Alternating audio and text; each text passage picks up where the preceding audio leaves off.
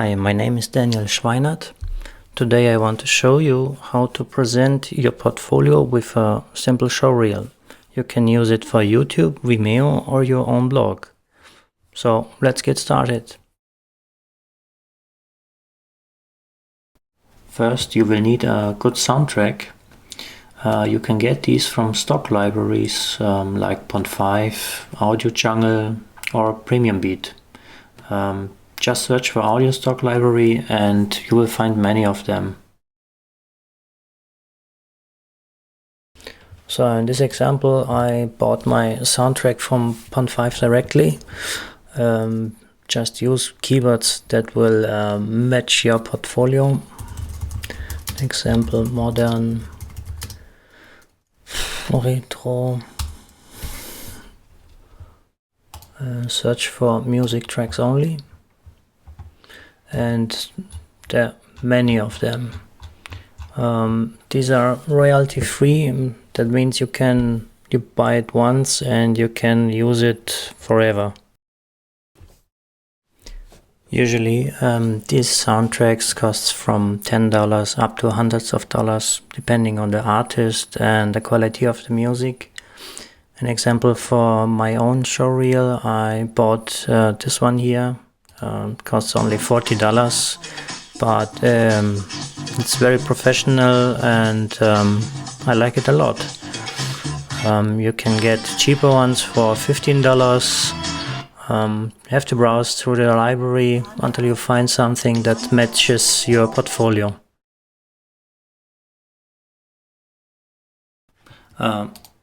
Let's create a new movie.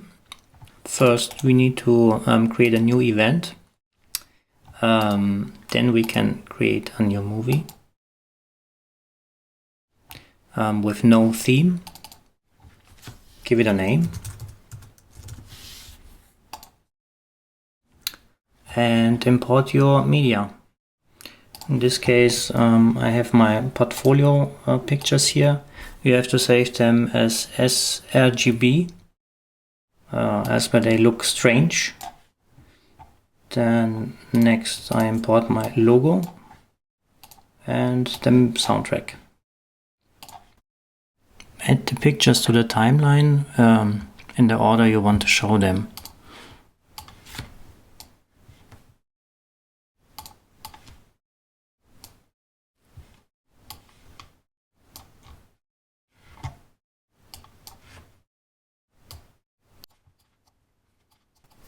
You can also use the plus icon in the bottom right corner of the pictures to add them to the timeline. Select the entire soundtrack and add it to the timeline. Now we need to synchronize each clip to the beat of the soundtrack. In this case we can zoom in into the timeline with this slider here and see where the beats are. You can press the space key to play the timeline. Don't get confused by the Ken Burns effect here. This zoom in, zoom out, we will modify it later. I will now synchronize each clip to the beat and move on.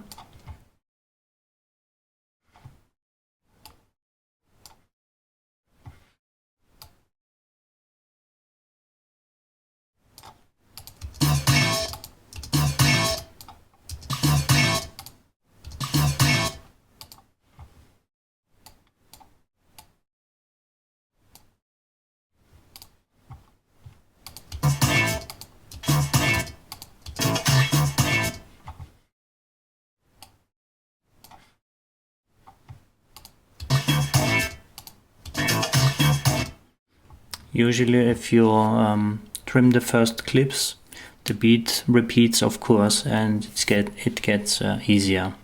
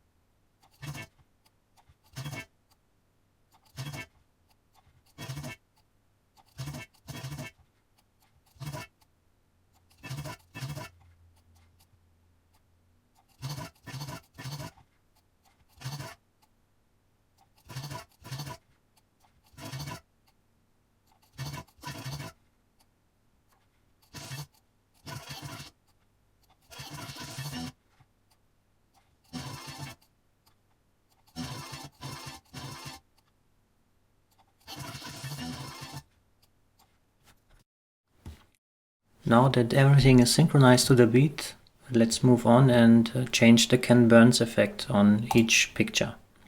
In this case, you select the picture in the timeline and click on Adjust and on the cropping tool. You have the possibility to change the start and the end point of this zoom. An example with this here, I always try to zoom in on each picture. Not too much, only a little bit. And try to keep it in the center in this case.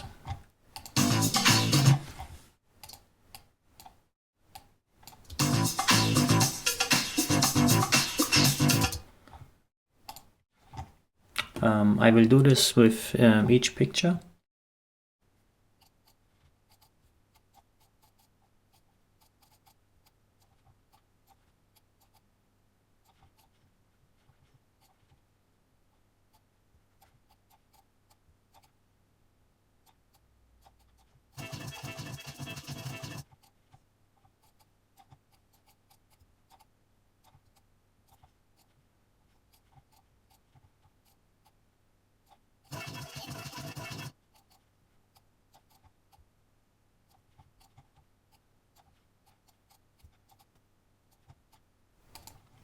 For the logo, I use fit to screen instead of Ken Burns because I don't want to zoom in on it.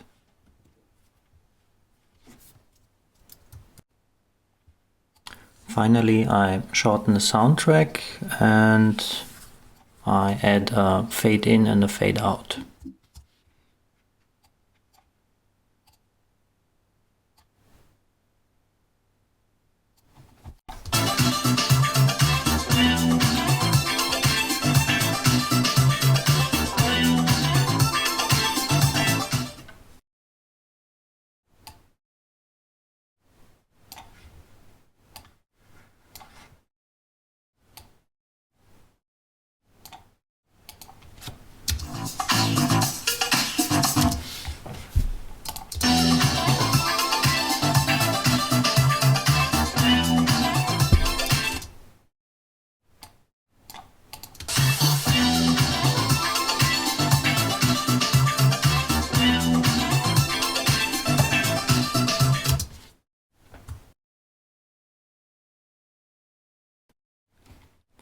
So let's add the transitions. You can find them here on the transitions, and basically it's the same like the picks. You just drop them down into these placeholders here. Try to avoid cheesy ones like page curl or cross zoom or ripple. Usually I'm using only cross dissolve and mosaic, and doorway looks really nice for pictures. So let's start. For the first picture I'm using the cross dissolve. Then let's see how doorway looks like. Yes, works really good. So for this one, the same one, doorway. This one maybe cross blur.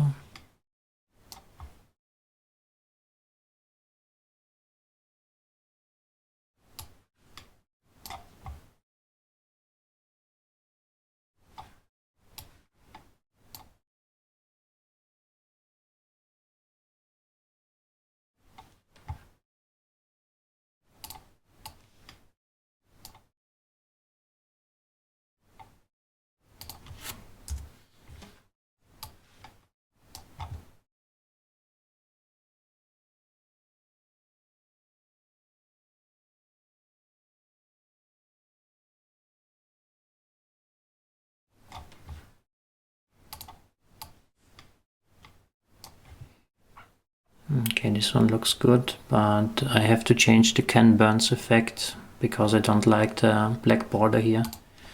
So I'm going back to adjust and move this one here.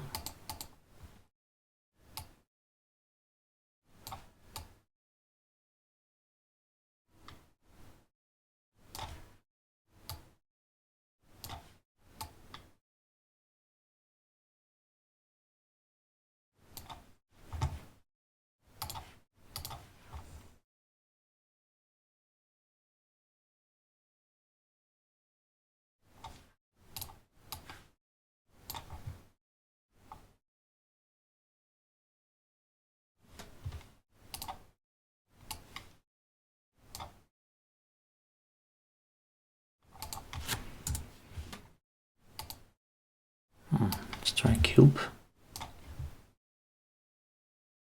Looks much better.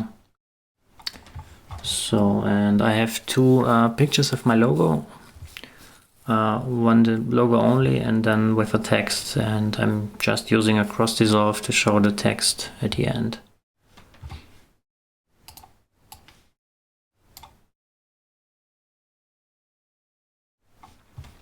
And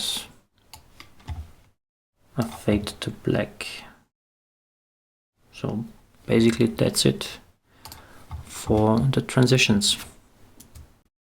So let's add some animated text to the pictures. In this case we're going down here on titles, and here you can find several pre-animated text blocks. Some are really good, the others are really cheesy, and same like the transitions, keep it clean and keep it simple. In this case I'm using the standard one for this picture here. Just drag it down and put it over here. So on the text you can change various things like the size, outlines and so on, but like I said, I keep it simple and try to use fonts that looks good. In this case, for my name, I'm using Bebas Neue. Let's add some text here.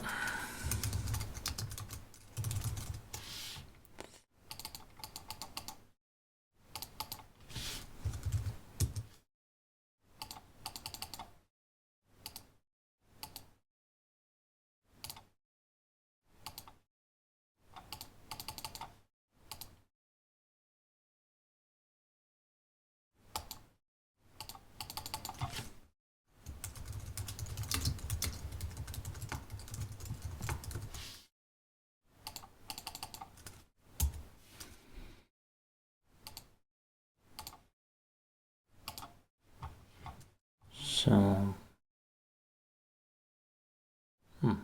looks pretty good. Maybe we can change the appearance, that shows a little bit later.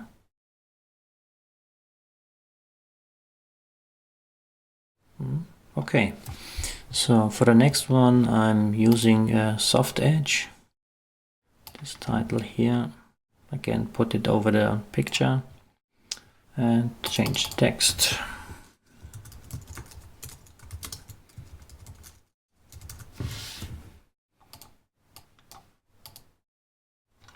And try to keep the same fonts and the same sizes. So if you need different fonts, you can click on this one here, show fonts, and then you have all the fonts that are in your system installed. So you can change this if the ones here are not enough.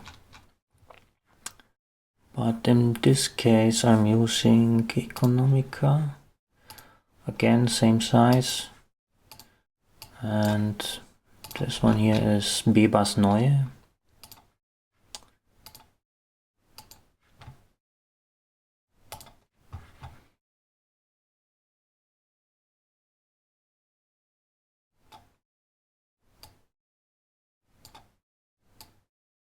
Try to keep the same timing on the text, so everything is the same.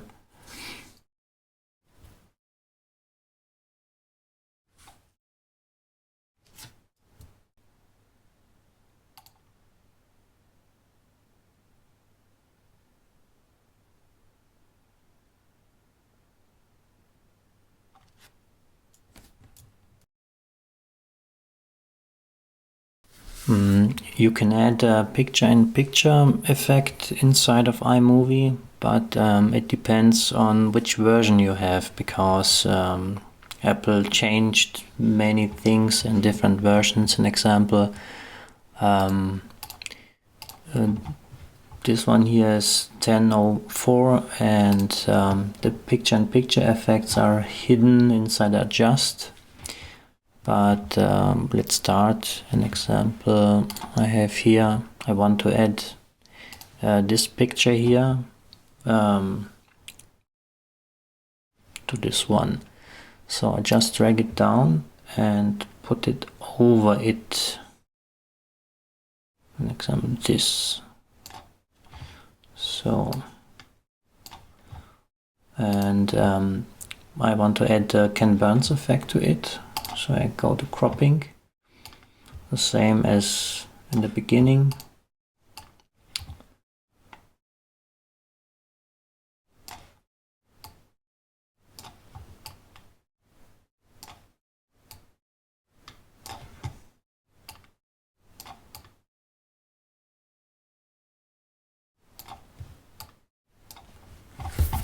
Like so. And then I have here this picture-in-picture effect. I can use a cutaway, green side by side, or picture-in-picture. But I like the side by side better. Looks like this. So I want a slide, go here.